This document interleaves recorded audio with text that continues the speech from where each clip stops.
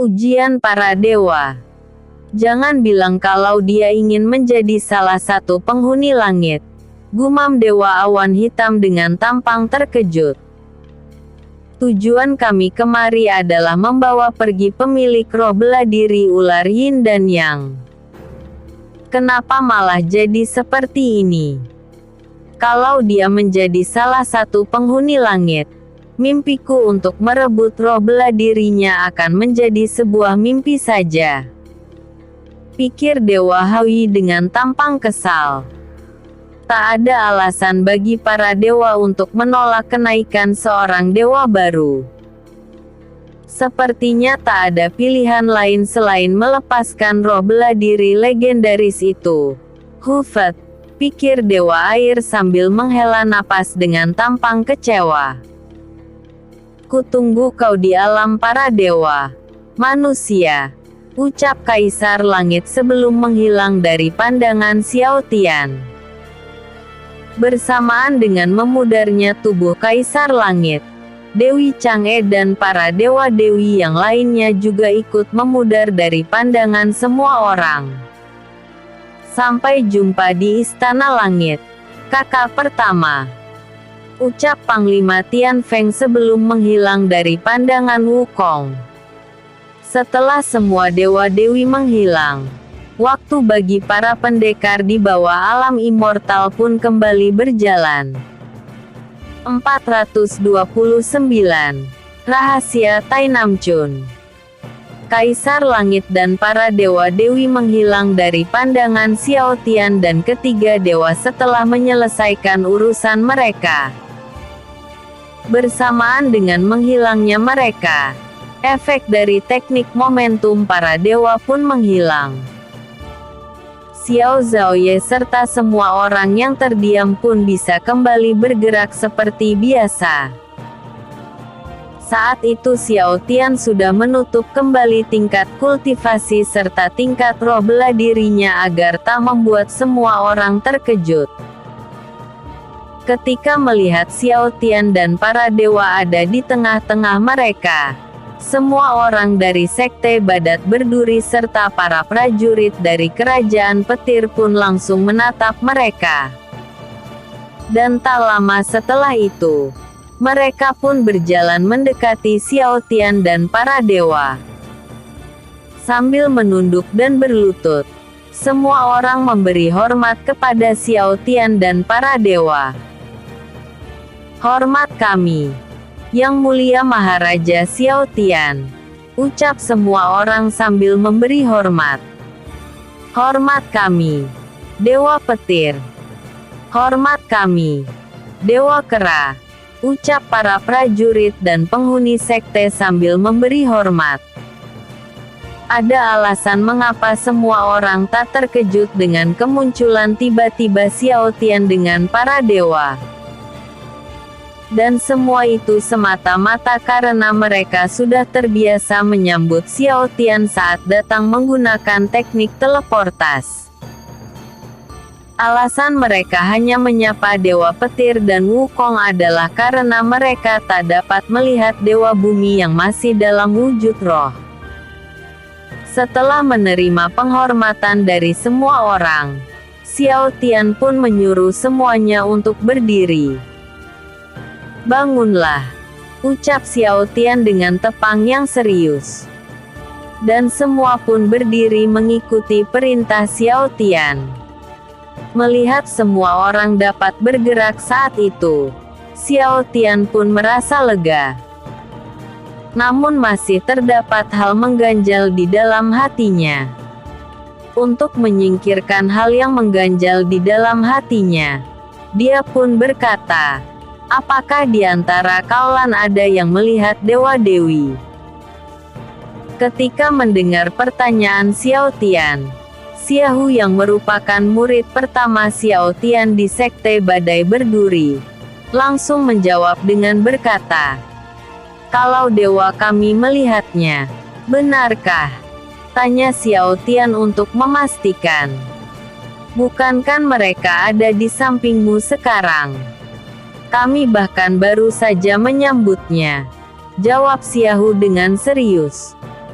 Setelah mendengar jawaban Xiaohu, Xiao Tian beserta para dewa memasang tampang datar mereka dan terdiam untuk sejenak, sambil menahan rasa kesal di hatinya, dengan memasang senyum palsu dan berkata, maksudku bukan itu." "Lahu apa?" tanya Xiaohu dengan polos.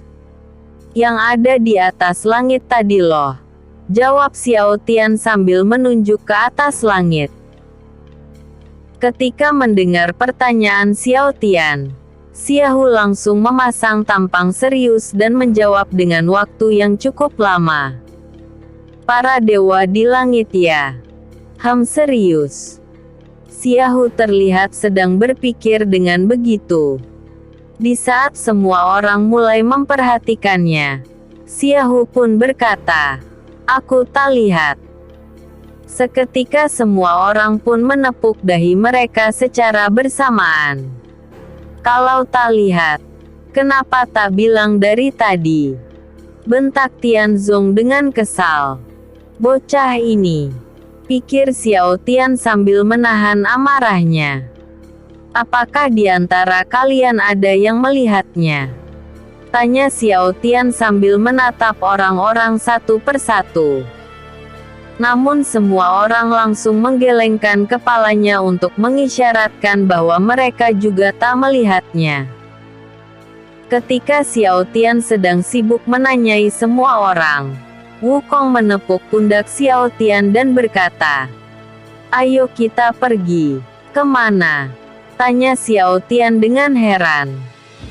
Tanpa menjawab Xiao Tian, Wukong melangkah menuju pintu gedung pusat Sekte Badai Berduri.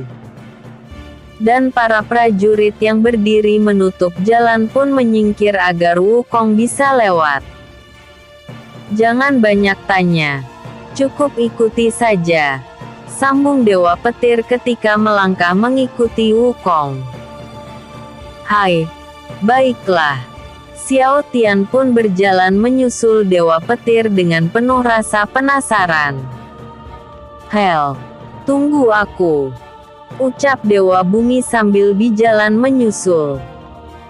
Di saat ingin masuk ke dalam gedung, Xiao Hong dan Xiao Zhaoye yang kebetulan berada di sekitar pintu masuk langsung menyapa mereka dengan berkata, "Salam Dewa Kera."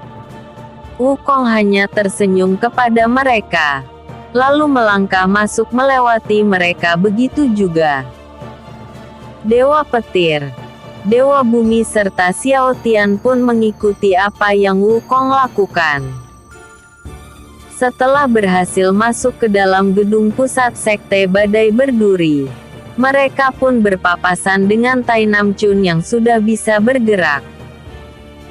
"Salam Dewa Kera. Salam Dewa Petir. Salam Yang Mulia Maharaja Xiao Tian," ucap Tai Nam Chun sambil memberi hormat. "Bangunlah," ucap Wukong sambil menatap Tai Nam Chun.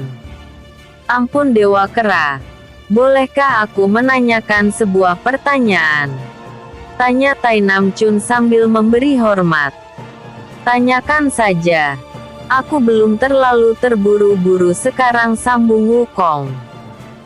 "Kemana saja kalian tadi? Kenapa tiba-tiba menghilang dari pandanganku?"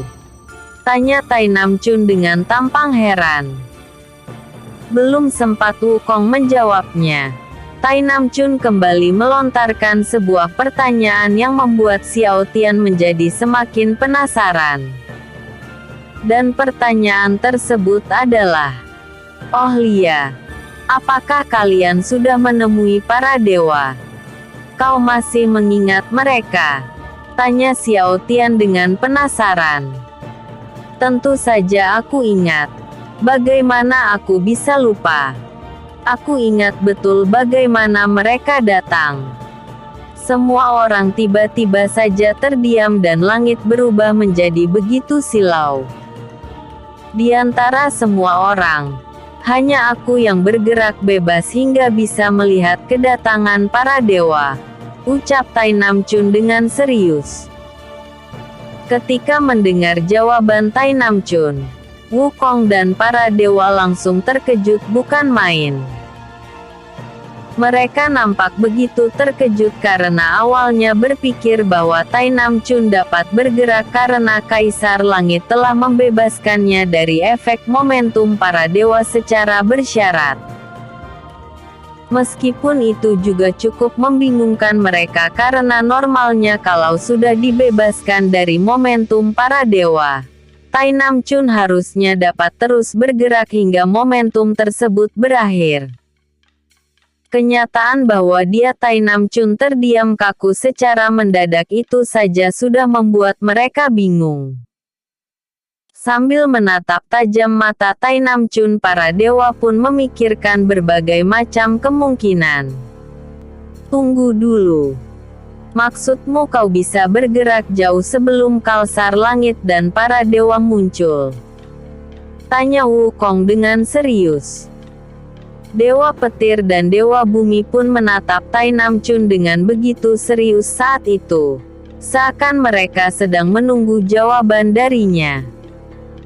Melihat para dewa begitu antusias terhadap Tai Nam Chun, Xiao Tian pun bertanya, "Kenapa kalian jadi begitu bersemangat setelah mendengar kalau dia bisa bergerak sebelum para dewa muncul?" "Nak, apakah kau tidak mengerti cara kerja momentum para dewa?" tanya Dewa Petir sambil menoleh ke arah Xiao Tian. "Mana ku tahu. Aku saja baru dengar namanya ketika Tai Nam Chun terhenti," jawab Xiao Tian sambil memasang tampang datar. Momentum para dewa dapat menghentikan gerak semua orang di bawah tingkat pendekar alam immortal. Tepat 1 menit sebelum para dewa dalam jumlah besar muncul, jelas Dewa Bumi dengan tampang serius. Fakta bahwa Tai Nam Chun dapat bergerak dari sebelum hingga sesudah kemunculan para dewa menandakan bahwa aturan tersebut tak berlaku padanya, sambung Dewa Petir dengan serius. Fakta, aturan. Sebenarnya apa yang Dewa Petir bahas? Tai Nam Chun bingung karena dia tak dapat mendengar penjelasan Dewa Bumi yang berada dalam wujud roh. Ketika Tai Nam Chun dan Xiao Tian masih dibuat bingung oleh pikiran masing-masing, Wukong menyela penjelasan Dewa Petir dengan berkata, "Awalnya kami mengabaikannya karena berpikir kalau Tai Nam Chun juga telah terkena efek momentum para dewa seperti yang lainnya. Dan berpikir kalau alasan dia bisa bergerak untuk mengirim pesan ke kita adalah karena Kaisar Langit menyentuhnya. Ya, meskipun kami juga masih merasa agak bingung tentang alasan mengapa dia terhenti tiba-tiba." "Kenapa kau merasa bingung?" tanya Xiao Tian. "Normalnya orang yang dibebaskan dari efek momentum para dewa oleh Kaisar Langit dapat bergerak hingga momentum tersebut menghilang.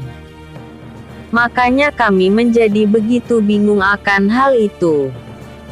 Tapi setelah dia menceritakan bahwa dia bergerak tanpa bantuan Kaisar Langit, semuanya jadi masuk akal," jelas Dewa Bumi dengan serius. Ketika Dewa Bumi masih belum puas berbicara, Dewa Petir kembali mengambil alih pembahasan dengan berkata, "Karena faktanya adalah Tai Nam Chun bergerak tanpa bantuan Kaisar Langit, maka..." Sebelum Dewa Petir menyelesaikan kalimatnya, Dewa Bumi menyela ucapannya dengan berkata, "Kemungkinan besar, Tai Nam Chun adalah keturunan dari seorang dewa." Mata Xiao Tian langsung terbelalak karena terkejut akan ucapan akhir dari Dewa Bumi. Dan dia pun menjadi semakin terkejut karena Wukong dan Dewa Petir menganggukkan kepala mereka. Setelah saling bertatapan, Dewa Petir, Dewa Bumi, Dewa Kera, serta Xiao Tian langsung menoleh ke arah Tai Nam Chun. Mereka terus menatap wajahnya dengan penuh rasa penasaran. Ketika melihat semua orang kembali terfokus kepadanya dengan pandangan yang cukup mengganggu, Tai Namchun hanya bisa terdiam karena belum mengerti apa yang Xiao Tian dan para dewa bicarakan. Dengan tampang bingungnya, dia pun terdiam sambil berkata di dalam hati, "Mereka ini kenapa sih?" pikir Tai Namchun dengan tampang herannya. 430. Tai Namchun dan misterinya. Dewa Petir, Dewa Bumi dan Dewa Kera dikejutkan oleh cerita Tai Namchun yang dapat menghindari efek momentum para dewa. Mereka pun mencurigai bahwa dia adalah seorang keturunan dewa. Tai Namchun yang tidak tahu apa-apa mengenal alasan di balik reaksi aneh mereka hanya bisa menatap mereka dengan tatapan bingung. Alasan Tai Namchun merasa bingung yaitu karena para dewa dan Xiao Tian menatapnya terus-menerus tapi tak mengatakan sepatah kata pun. Sebenarnya mereka berbincang melalui telepati, karena masih ingin memastikan beberapa hal terlebih dulu. Bisa bertahan beberapa menit ketika momentum para dewa sedang berlangsung memang membuktikan bahwa dia merupakan keturunan seorang dewa. Tapi, ucap Wukong melalui telepati. Tapi apa? Tanya Dewa Bumi dan Xiao Tian sambil menoleh ke arah Dewa Kera. Fakta bahwa dia tetap terkena efeknya ketika momentum tersebut sudah berlangsung lama, tidak boleh kita abaikan, sambung Dewa Petir melalui telepati. Tentu saja kita tak boleh melupakan hal itu, pikir Dewa Bumi sambil memasang tampang terkejut. Bukankah kalian bilang tadi tidak diragukan lagi? Kenapa sekarang malah jadi ragu-ragu? Tanya Xiao Tian melalui telepati. Ketika Xiao Tian sedang bertanya, Tai Namchun yang tidak tahan karena diabaikan sejak tadi memulai pembicaraan dengan berkata, Maafkan aku jika aku lancang. Tapi bisakah kali?" Belum sempat Tai Namchun menyelesaikan kalimatnya, Wukong dan semua orang menghentikan ucapannya dengan berkata, "Set." Secara kompak mereka menempelkan telunjuk mereka ke bibir masing-masing. Setelah menyuruh Tai Namchun berhenti, mereka semua kembali saling lirik mengabaikan pertanyaan Tai Namchun. Jadi bagaimana? Apakah dia keturunan seorang dewa atau bukan?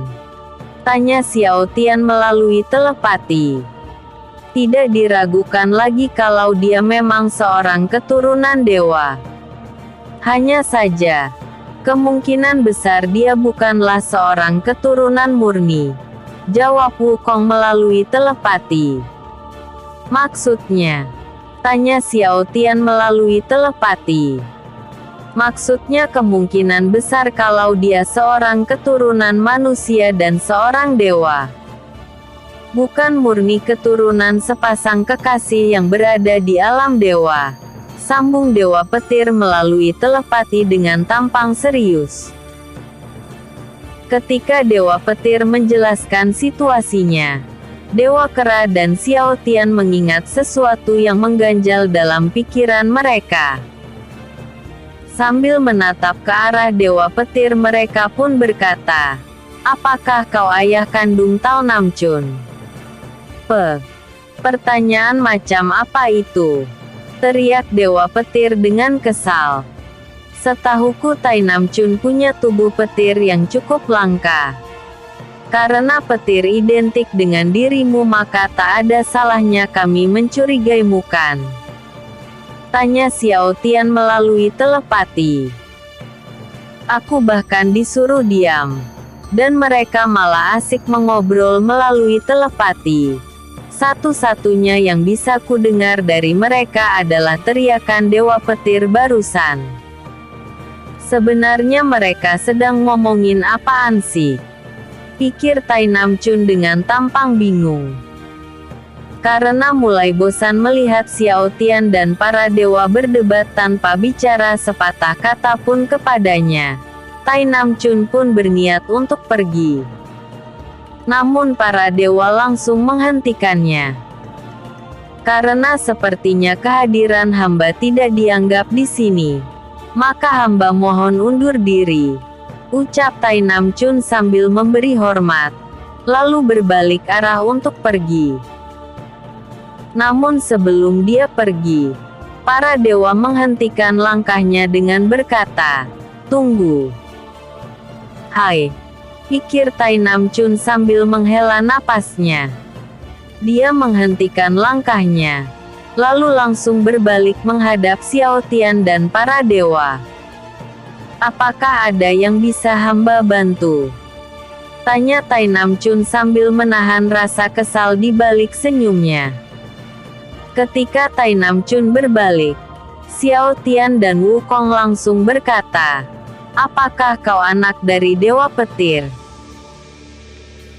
Belum sempat Tai Namchun menjawab, Dewa Petir merespon pertanyaan tersebut secara spontan, dan terkejut ketika baru memahami apa yang mereka tanyakan. "Iya, apakah kau anak?" Apa? Kenapa kalian malah menanyakan hal itu?" bentak Dewa Petir dengan kesal. Di saat Dewa Petir sedang mengungkapkan rasa kesalnya, Tai Namchun larut dalam pikirkannya. Di dalam hati dia pun berkata, "Kenapa mereka tiba-tiba saja berpikir bahwa aku putra dari Dewa Petir? Sebenarnya apa yang membuat mereka berdua menyimpulkan hal tersebut?" Di saat Tai Namchun masih larut dalam pikirannya, Wukong kembali mengambil alih pembicaraan dengan berkata, "Kenapa kau malah terdiam? Cepat jawab pertanyaan kami." Tai Namchun yang awalnya merasa mereka sedang mengira Dewa Petir, hanya bisa menghela napasnya lalu berkata, "Bagaimana mungkin aku menjadi putra Dewa Petir? Aku kan sudah punya ayah sendiri." "Apakah kau yakin kalau kepala keamanan kebun Taizeng merupakan ayah kandungmu?" tanya Xiao Tian dengan serius. Wukong pun ikut menatap Tai Namchun dengan serius karena ingin tahu jawabnya.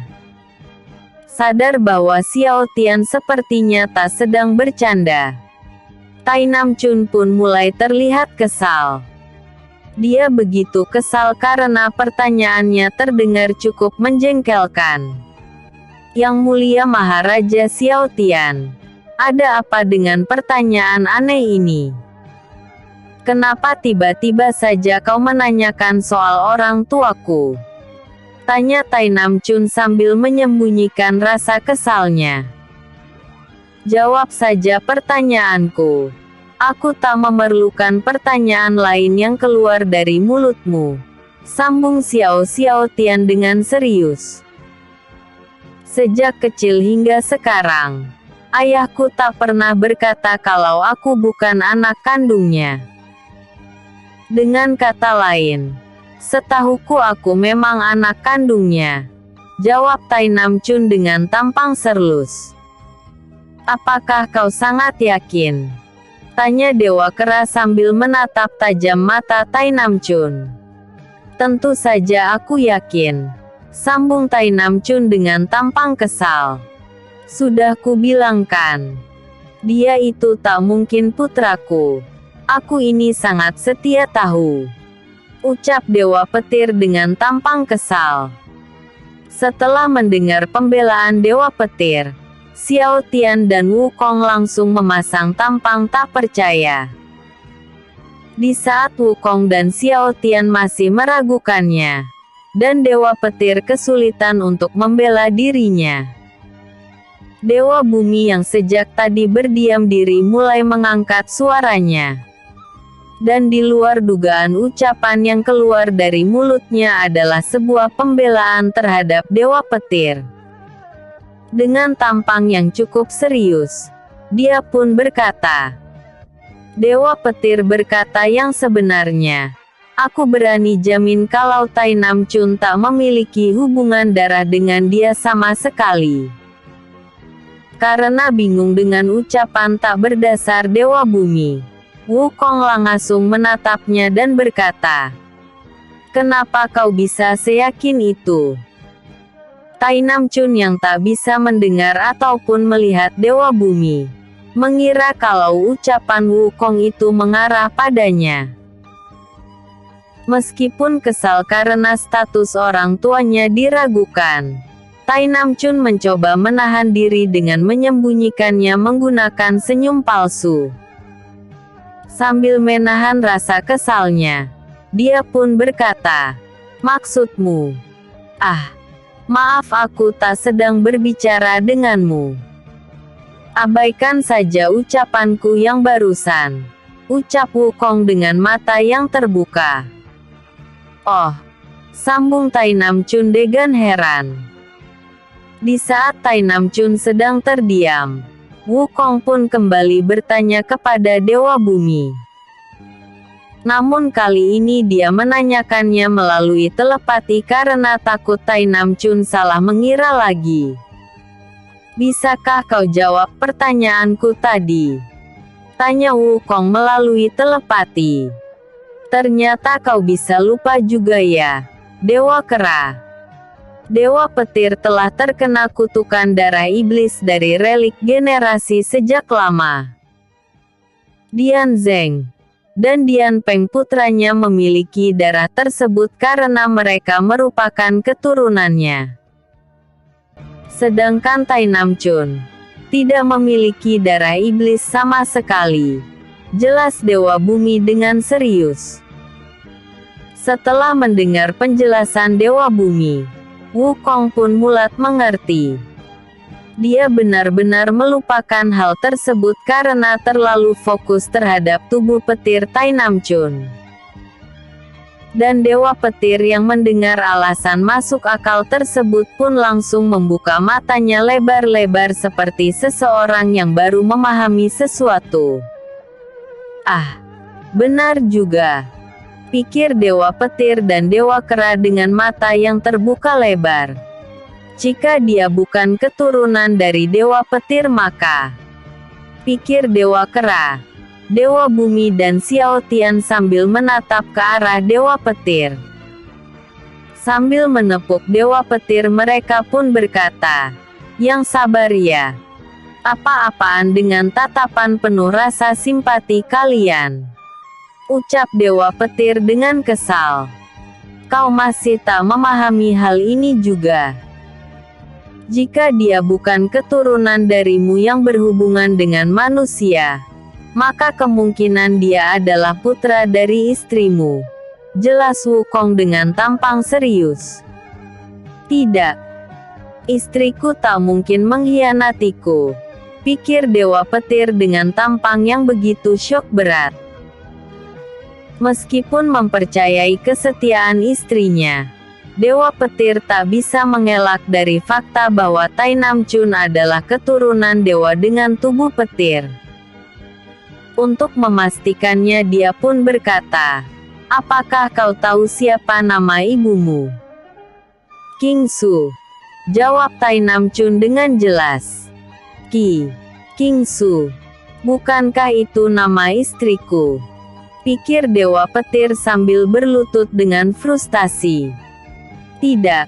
Kalian semua pasti sekongkol untuk mengerjaiku kan? Tanya Dewa Petir sambil mentapak ke arah Xiao Tian dan Wukong. Kami bahkan tak mengetahui nama asli istrimu. Bagaimana bisa kami mengerjaimu? Tanya para dewa sambil menatap Dewa Petir. Setelah mendengar jawaban Wukong dan Dewa Bumi, Dewa Petir pun bertambah syok. Namun ketika pikiran buruk sedang mengacaukan hatinya, Xiao Tian berhasil menghiburnya dengan berkata, Tenanglah, di dunia ini yang bernama King Su bukan istrimu saja. Jadi jangan langsung berpikir kalau dia adalah putra istrimu. Yah, Xiao Tian ada benarnya.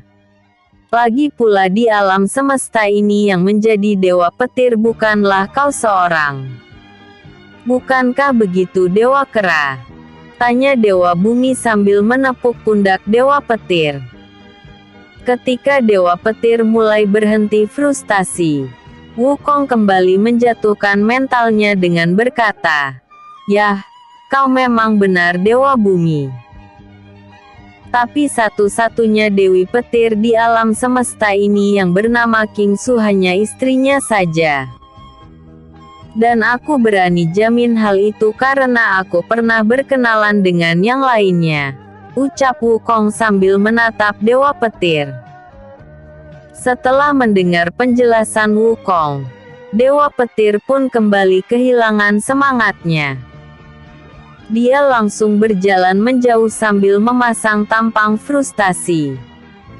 Ketika sudah berada cukup jauh, dia langsung berjongkok sambil menggambar lingkaran dan berkata, "Kenapa kau mengkhianatiku istriku?"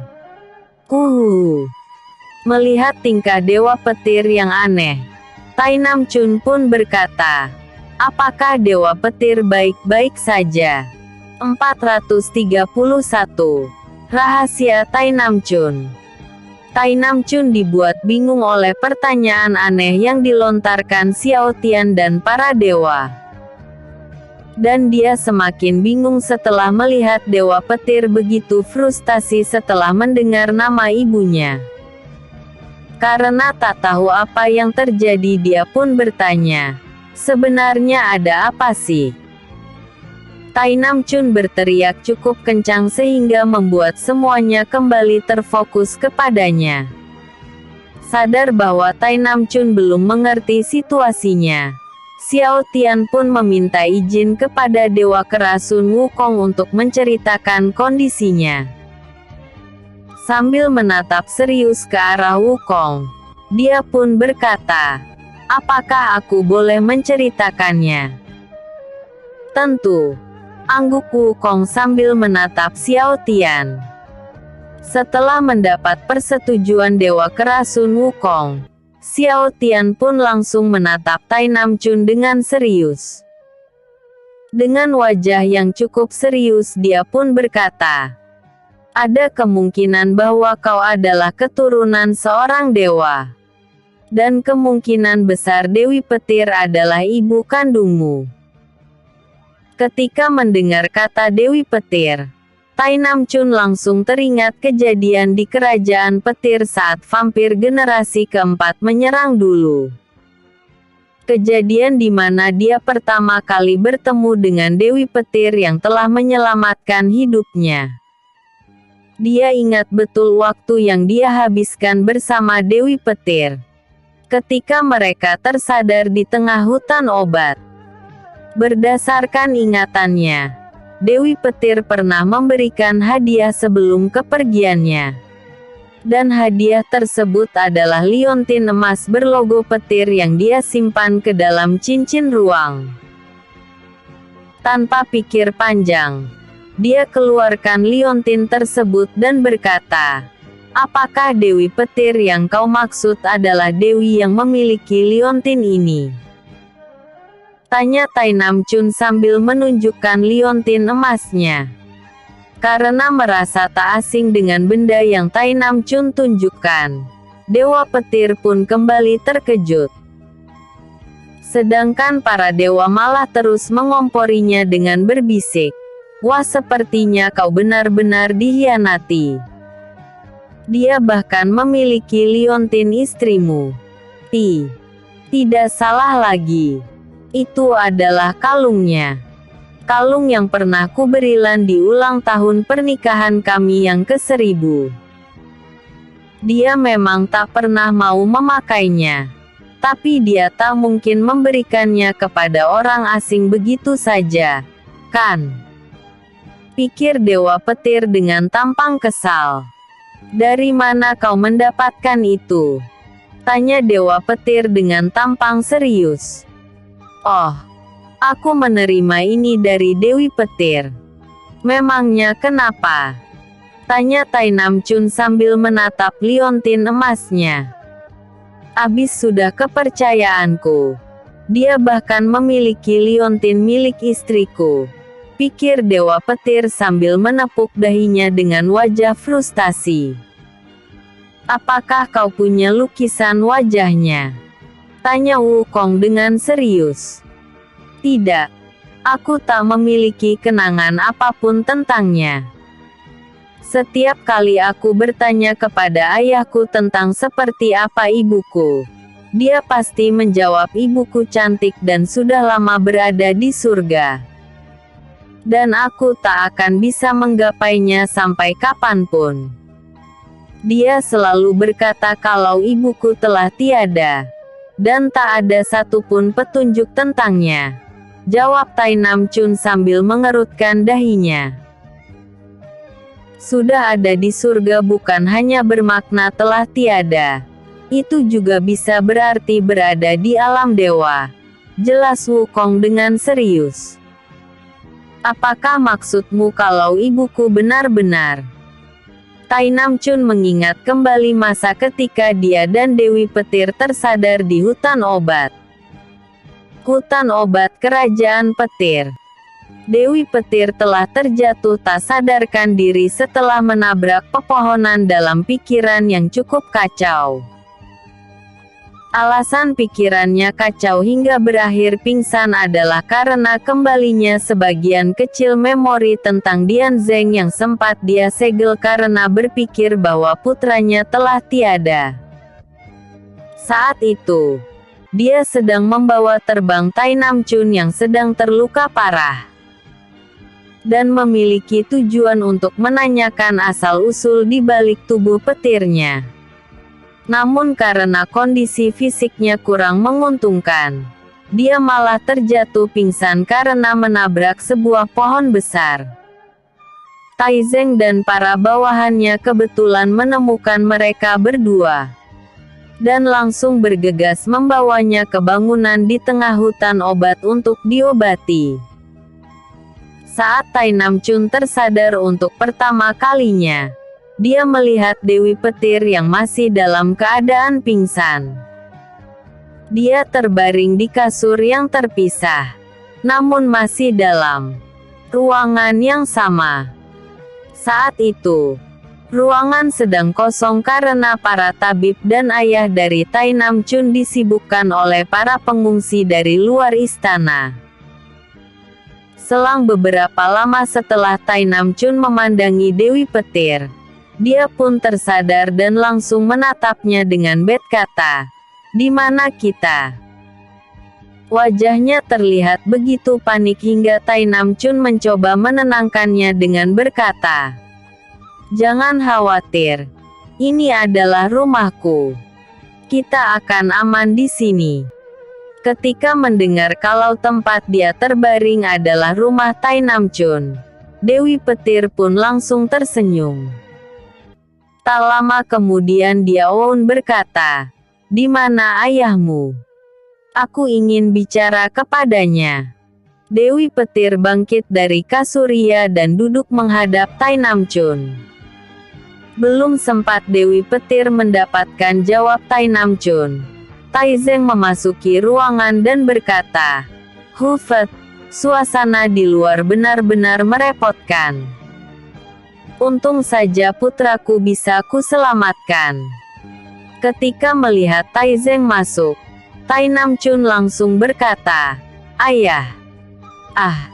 Kau sudah sadar ya?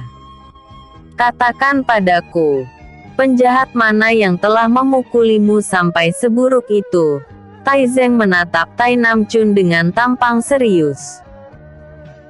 Sebelum Tai Namchun merespon ucapannya, Dewi Petir memotong ucapannya dan berkata, "Bisakah kita berbicara? Empat mata." Tentu, ucap Tai Zeng dengan wajah yang memerah. Setelah mendengar pertanyaan Dewi Petir, Tai Zeng langsung lupa diri. Dia menatap wajah putranya dan berkata, Bisakah kau keluar dari kamar sekarang? Ayah, aku kan baru sembuh. Aku belum bisa Belum sempat menyelesaikan kalimatnya, Taizeng menatap Tai Namchun dengan tatapan penuh amarah dan berkata, "Berhenti berbohong. Lukamu tak terlalu parah hingga bisa membuatmu tak bisa berjalan. Cepat keluar. Aku ingin berbicara empat mata dengannya," bentak Taizeng dengan kesal. Iya. Tai Namchun bergegas pergi keluar ruangan dengan tampang kesal. Dasar orang tua sialan. Tak bisakah perhatian kepada putra kandungnya sendiri? Pikir Tai Namchun sambil melangkah pergi. Ketika Tai Namchun melangkah pergi, wajah Taizeng semakin memerah.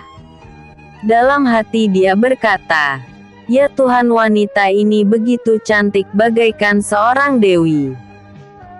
Bagaimana bisa Tai Namchun bersikap biasa saja di depan kecantikan seperti ini?" 432. Pengetahuan yang tidak lengkap. Hutan obat Kerajaan Petir.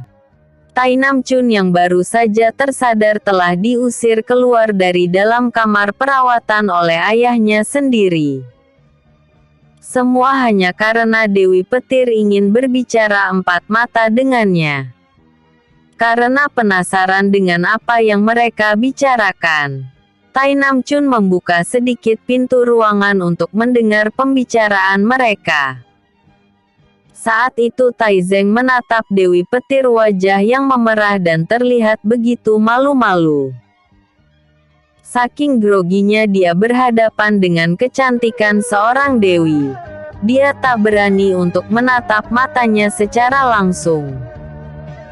Bahkan dia sering memainkan jari-jari untuk menghilangkan sedikit rasa gugupnya. Anu 1. Sebelum kita mulai berbicara, bisakah kau katakan siapa namamu? Tanya Taizeng sambil memainkan jari-jarinya. Setelah mendengar pertanyaan Taizeng, Dewi Petir pun berkata, "Tatap mataku. Tatap mataku. Nama yang aneh. Jadi aku harus memanggilmu tatap atau mataku?" Tanya Taizeng sambil memasang tampang heran. "Itu bukan namaku. Aku meminta padamu untuk menatap mataku. Apakah kata sederhana ini tak bisa kau mengerti sama sekali?" Tanya Dewi Petir dengan tampang datar. Maaf, tadi aku..." Taizeng terdiam setelah menatap mata Dewi Petir. Setelah menatap mata Dewi Petir, pupilnya berubah membiru dalam sekejap mata. Dan seketika wataknya pun berubah drastis bak langit dan bumi. Dia tak malu-malu lagi seperti tadi, dan bersikap jauh lebih tenang. Melihat Taizeng sudah cukup tenang, Dewi Petir pun berkata, "Lama tak bertemu, Taizeng." "Murid memberi hormat kepada guru," ucap Taizeng sambil menundukkan kepalanya. Tai Namchun yang melihat situasi itu pun langsung berkata di dalam hati, Kenapa ayah memanggilnya guru? Sebenarnya siapa wanita itu?"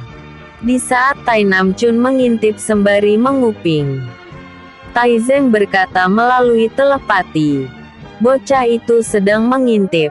Haruskah aku?" "Tidak perlu. Kita abaikan saja dia," ucap Dewi Petir melalui telepati. "Ngomong-ngomong, bocah dengan tubuh petir itu, kau namakan siapa?" Tanya Dewi Petir dengan serius. "Hamba menamainya dengan nama Tat Namchun Guru," jawab Taizeng dengan mata birunya. "Apakah dia tak pernah menanyakan siapa nama ibunya?" Tanya Dewi Petir sambil menatap mata Taizeng. "Tentu saja dia telah bertanya lebih dari sekali," jawab Taizeng dengan lancar. Lalu kau menjawab apa? Tanya Taizeng dengan serius. Murid ini hanya memberitahu apa yang guru perintahkan. Jawab Taizeng melalui telepati sambil menundukkan kepalanya. Kau memang benar-benar murid yang berbakti, sambung Dewi Petir dengan senyum palsu di wajahnya. Apa yang ayah katakan tentang ibuku? Kenapa dia terdiam? Dan Dewi itu langsung berkata kalau ayahku adalah murid yang berbakti. Sebenarnya siapa wanita ini? Pikir Tat Namchun dengan tampang bingung. Ketika Tao Namchun sedang dibuat bingung oleh apa yang telah dia dengar, Taizeng kembali membuatnya bingung dengan berkata, sampai kapan aku harus merahasiakan ini darinya? Sampal pecahan ingatannya sudah benar-benar pul kembali. Jawab Dewi Petir sambil menatap mata Taizeng. Baiklah guru.